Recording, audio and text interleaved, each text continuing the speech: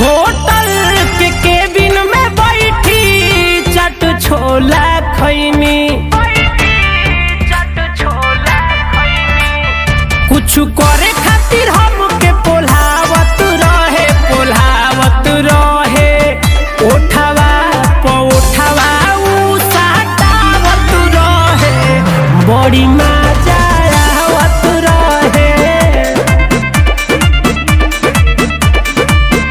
ओठवा प ओठवा उ साटावत रहे आ बड़ी मजा आवत रहे।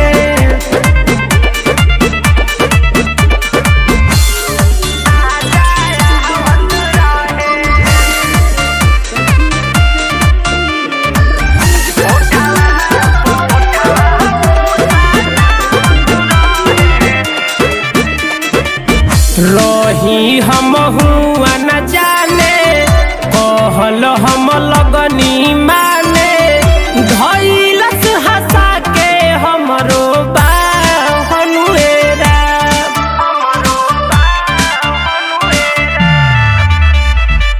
गजबे के